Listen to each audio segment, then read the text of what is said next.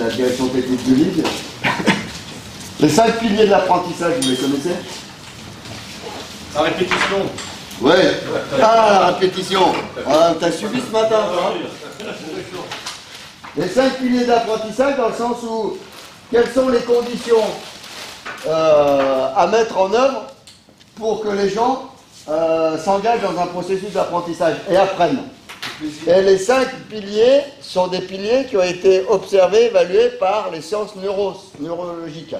C'est-à-dire, ils observent que le cerveau, il apprend dans ces conditions-là. Donc, pour que les gens apprennent, il faut qu'ils répètent. Merci Adelaine, il a retenu ce matin. Répéter, à quoi ça sert? Automatiser. Ouais, exactement.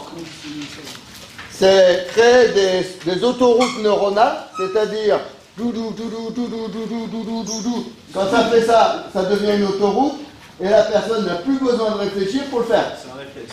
Exactement, un automatisme. Donc plus on répète, plus les gens vont créer des autoroutes et des choses sur lesquelles ils vont les faire sans réfléchir. Autrement dit, par exemple, je fais ça avec ma main, je ne réfléchis plus. Je peux conduire sans forcément regarder mon levier de vitesse et mes pieds. Donc ça c'est intéressant parce que dans l'apprentissage, il faut créer des moments où les gens vont automatiser ça, donc ils vont utiliser les mêmes autoroutes. Attention, la répétition simple comme ça, mettre un ballon, à un moment donné, ça suffit pas. Alors, il faut la répétition, il faut quoi? La progression. La fréquence. L'attention. Non. Pas de L'environnement propice à l'apprentissage. L'attention. Il faut de l'attention. De la formule. De l'attention, donc, il faut demander aux gens d'être concentrés. C'est l'intention ou la... L'attention. Il faut être attentif à quelque chose. Donc, il faut que les gens soient concentrés sur quelque chose. Donc, un focus. Alors, pour que les gens soient concentrés, que disent les sciences neuronales, c'est que le cerveau ne peut pas travailler sur 2 choses en même temps. Alors, tu vas nous dire que... Ben oui.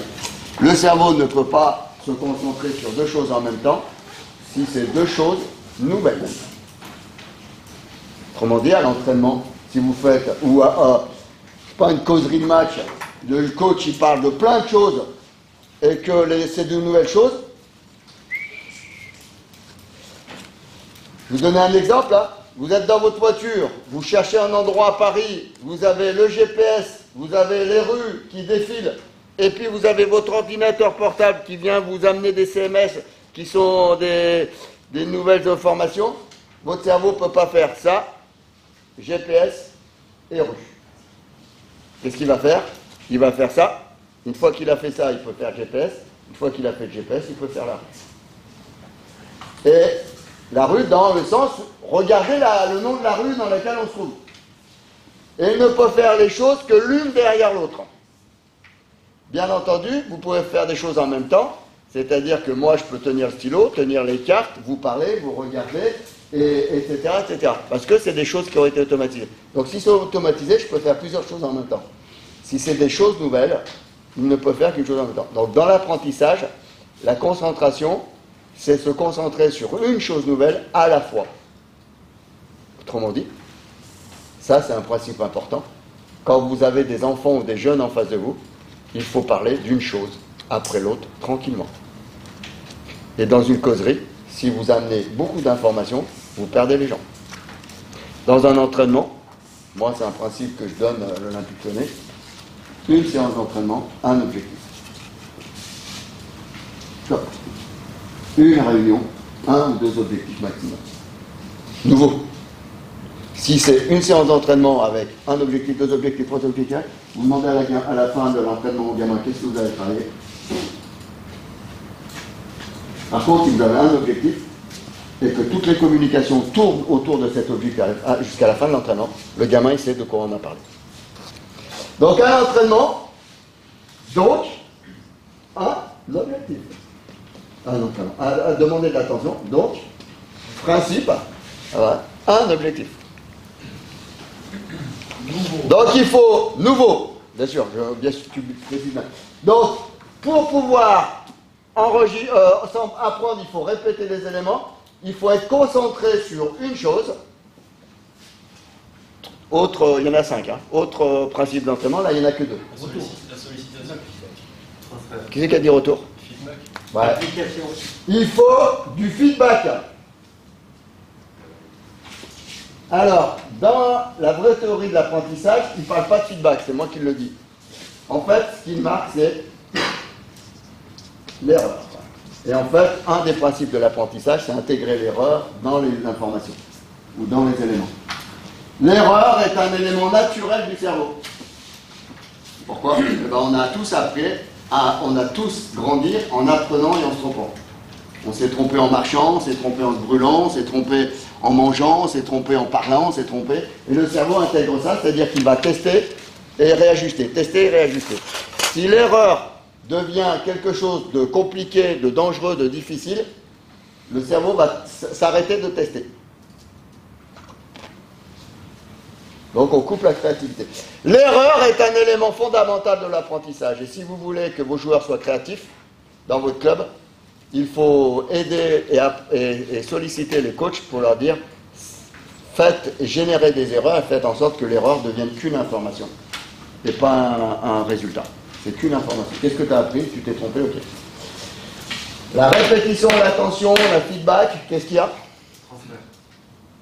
Transfert. Non. Engagement actif. Bon, pas obligé dans un premier temps, mais c'est un élément. Comment? Application. Engagement actif. Très bien. Faire participer. Il faut que la personne soit actrice ou acteur de son apprentissage. Si elle est passive, c'est difficile. Donc il faut qu'elle soit acteur de son apprentissage, c'est-à-dire qu'elle se mette en mouvement, qu'elle agisse, que vous la sollicitiez verbalement, que vous la sollicitez physiquement, qu'elle pratique des choses, etc. Donc le football ou le rugby ne s'apprend qu'en faisant du rugby. Le management s'apprend en faisant du management. Entraîneur, ça s'apprend en entraînant. Le violon, ça s'apprend en faisant du violon. Donc il faut que les gens soient acteurs et qu'ils puissent répéter des choses. On reverra sur la question du transfert. Acteur, répétition, concentration, feedback.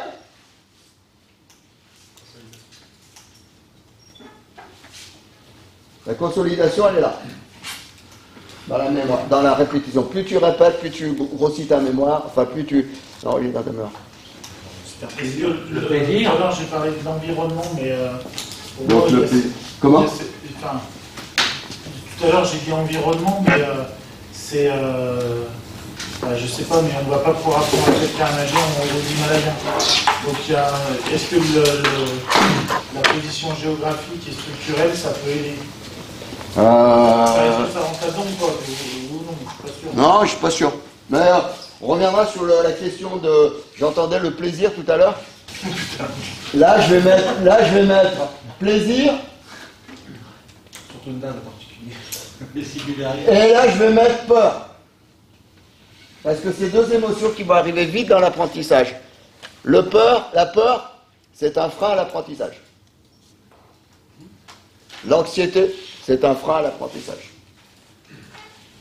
L'angoisse, c'est un frein à l'apprentissage. Là, ça va freiner l'apprentissage. Ça va dynamiser l'apprentissage. La dopamine. La dopamine, c'est le circuit de la dépendance. C'est-à-dire que ceux qui fument, ils connaissent. Hein. Quand on fume, on prend du plaisir. Et plus on prend du plaisir, plus on a envie de fumer. Plus on a envie de fumer, plus on prend du plaisir. Si on joue à un jeu et qu'on prend du plaisir au jeu, on va prendre la dopamine se met en route. Et le circuit de la dépendance, c'est le circuit qui dit reviens, reviens, reviens, reviens, reviens. Et donc c'est intéressant parce que si ce circuit de dépendance se met en route quand les gamins rentrent sur le terrain de rugby, tant mieux. Tant mieux, reviens, reviens. Et donc c'est le circuit de celui qui a le ballon à l'intérieur du ventre et qui a envie que ça... Les gamins qui ont des rêves, etc. Donc le circuit de l'indépendance, il faut l'entretenir, effectivement. Par contre, attention à celui-ci. Celui-ci, c'est le frein, c'est un des freins, il y en a plusieurs, un des freins à l'apprentissage. Autrement dit, si le joueur il a peur du coach, si le joueur il a peur de se faire mal, si le joueur il a peur d'essayer un truc et de se faire sanctionner, eh ben, il ne sera ni acteur, ni concentré, ni etc., etc. Être acteur, répéter, être attentif, mettre des feedbacks, et puis... Régulier. Évaluer. Non, mais je l'ai dit un peu ce matin, mais effectivement, il y a de la régulation, mais c'est pas forcément ça qui vient dans la tête. Dans la tête, de point de vue neurologique, il faut que le cerveau soit actif, il faut que le cerveau répète, il faut que le cerveau soit concentré, il faut que le cerveau ait des retours d'informations, et notamment sur « je me suis trompé, qu'est-ce qui se passe ?» On en a parlé un peu ce matin. S'autoréguler. Pas trop dur, pas trop faible. Non, ça c'est la stabilité. La fréquence. Comment? La variation. Oui, ouais, très bien. Et oui, en fait, il faut stabiliser des trucs, il faut stabiliser de l'apprentissage, et puis de temps en temps perturber cette stabilité pour la faire évoluer. Hein? Piaget disait il faut consolider un apprentissage, et puis il faut déséquilibrer l'apprentissage. En tout cas, ce qu'on est en train de faire, pour pouvoir non pas l'éliminer, parce que ça ne s'élimine pas, mais le faire évoluer. Donc, je parlais tout à l'heure avec Adelaine, j'apprends à marcher. Donc, quand je suis petit, par exemple, si je prends un truc basique, hein, je suis assis sur mes fesses, sur ma couche. Après, je me mets à quatre pattes, je commence à avancer. Puis après, je me mets en équilibre sur la chaise et j'essaye de me mettre droit sur la chaise. Et quand je suis en droit sur la chaise, je me mets en équilibre, il faut que j'apprenne à marcher. Mais pour apprendre à marcher, il faut que je déséquilibre l'équilibre. Et après, j'apprends à marcher. Mais pour déséquilibrer l'équilibre, il faut que je me trompe, donc il faut que je tombe. Pour pouvoir commencer à maîtriser. Donc après, j'apprends à faire une fois, deux fois, trois fois, jusqu'à ce que je maîtrise la marche. Et un jour, j'essaye de courir. Mais pour courir, il faut que je déstructure un peu la marche, parce que c'est plus tout à fait le même équilibre, etc. Et quand j'ai appris à courir, j'ai toujours mon équilibre. Mais je sais toujours marcher. Mais c'est pas parce que j'ai appris à courir que d'un seul coup j'ai perdu la marche. Et il peut y avoir cette illusion que dès que j'apprends un truc nouveau, j'oublie un truc que je savais. Non, non. Je le déstructure. Et donc c'est pour ça que apprendre, c'est déstructurer pour mieux restructurer. Et donc c'est ce qu'on appelle la restructuration cognitive ou la restructuration psychomotrice. Déstructurer pour mieux restructurer, mais pas pour oublier. Et on le voit en formation. Hein. Oh putain, Nadi, j'ai l'impression de plus savoir. Je comprends plus rien. Toi, je pensais savoir connaître bien le rugby, ou connaître bien la formation. Mais là, tu es en train de nous parler d'une approche globale, systémique, etc. Oh putain, j'ai l'impression de plus savoir. Et le risque là, c'est la peur de ne plus connaître. Non. C'est juste déstructurer. Et quand il y a la déstructuration, il y a effectivement une émotion qui peut apparaître. Donc il faut créer une forme de variété, de déséquilibre, pour reconstruire, etc. Tout ça, c'est interactif, hein. C'est pas ou là, ça peut être tout. C'est les 5 piliers de l'apprentissage. Bien sûr, vos coachs doivent maîtriser ça. Vous devez leur aussi apprendre ça. Et à l'intérieur, ça, c'est entouré de quelque chose. Donc là, les freins à l'apprentissage, j'ai mis la peur, parce que c'est l'émotion, mais il peut y avoir plein d'autres. Par exemple, les distracteurs.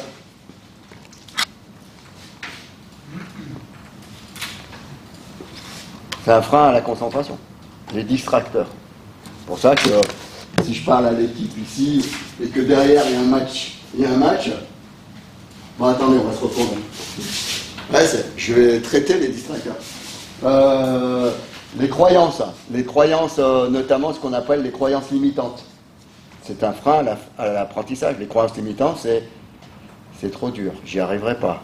Ou il faut passer par plein de trucs avant d'être performant. Ouais, c'est des croyances dans ma tête, des pensées qui vont limiter ma capacité à faire. Ok, autour de ça, il faut créer le cadre favorable à l'apprentissage, c'est-à-dire il faut que les gens se sentent rassurés, il faut qu'il y ait une organisation, il faut qu'il y ait un objectif clairement défini, bon, etc. Donc tout le cadre va permettre aux gens, à l'intérieur, de pouvoir répéter, d'être acteurs, de prendre du plaisir, etc., etc. Et le cadre, vous êtes garant du cadre, de la sécurité, des soins, vous êtes garant de la structure, vous êtes garant, et donc le directeur sportif est garant de ce cadre-là pour permettre aux éducateurs de créer ces éléments. Ouais. Je pense que Cédric, il va faire bien. Enfin, ce qu'il a dit, c'est par rapport au cadre. C'est-à-dire là, si on est dans la salle et qu'il fait moins 30, C'est exactement. forcément, c'est ça, Cédric qui veut dire. C'est pour ça que j'ai dit non à tout ce que vous avez dit tout de suite, mais c'est tout juste. Effectivement, le transfert est un élément d'abord. Vous avez raison, tu as raison, Cédric. S'il n'y a pas de principe de justice, les mecs, ils ne vont pas apprendre. Si les gens se sentent en danger, les gens ne vont pas apprendre. Est-ce qu'il ne vous apparaît pas aussi important ou plus important qu'il y ait de la progression dans la difficulté plutôt que de la variété dans les exercices? Donc c'est sûr que La progression va se faire si tout ça se met en place. C'est-à-dire qu'ils vont apprendre et ils vont progresser. Mais qu'est-ce que tu mets derrière la progression? partir de quelque chose de simple, progressivement, quelque chose d'un peu plus compliqué, Ouais. à résoudre, s'approprier la situation. Ouais. Et je pense, en tout cas, mon expérience fait que si jamais je ne crois pas bien, mais si jamais moi j'ai pas cette progression-là, il est difficile pour moi d'arriver aux objectifs que je me suis fixés. Tu vois, ce que je te propose, c'est, tu es directeur sportif. Ouais. Eh ben, tu dis, voilà les piliers de l'apprentissage, plus une logique de progression. Et tu l'intègres. Et ça t'en fait ton truc, et tu peux même en enlever un. Tu dis, moi, celui-là ne m'intéresse pas. Et c'est intéressant parce que ça te permet aussi de dire, moi, ça me paraît important. Tac, tac, tac. Et tu l'intègres comme un élément culturel, comme un élément qui est important pour toi. Et ça, c'est intéressant de se dire ça. Moi, je dis ça par rapport à, normalement, les sciences neurologiques donnent ça. Les 4 piliers, et il ne donne pas le feedback, il donne l'erreur. Il dit, pour apprendre, le cerveau doit intégrer l'erreur, doit être concentré, doit répéter, et il doit être acteur. Ça, d'un point de vue scientifique, les chercheurs disent, il y a ces 4 éléments-là. Après, effectivement, de votre expérience, de ton expérience, tu dis, moi j'ai dit, je ne mets pas l'erreur comme ça, je mets le feedback. C'est ma façon de voir les choses, et je mets la variété. Mais toi, tu peux très bien dire, je vais intégrer un truc en plus, et j'appellerai ça les 6 piliers de l'apprentissage du club de... Voilà. Super. Les gens sont un peu intéressés à un mot près, c'est le premier jeu du féminin développé par Robert Brune, mais c'est normal parce que Robert Brune a bossé avec Piaget. Donc voilà, donc ça veut dire que depuis 30 ans, le Stade Toulousain, il a ce projet de jeu. La variété, ça va être très très simple et tu vas le comprendre. Je vais le dire de deux manières. J'ai un collègue qui est champion de bowling. Il fait des strikes, et il fait des strikes les yeux fermés. Je fais pas bien le geste, hein, mais encore, Bon, là il répète, mais il a répété des milliers de fois. Et donc là maintenant, il peut le faire, sauf qu'il dit, au bout d'un moment, il peut ne plus pas apprendre. Donc qu'est-ce qu'il fait? Il met une fille au milieu du couloir, et il dit, il faut que j'obtienne le même résultat avec la quille au milieu. Donc qu'est-ce qu'il fait? Il va donner un effet à sa boule pour que la boule évite la quille et qu'il fasse toujours des strikes derrière. Donc il va créer une variété dans sa répétition.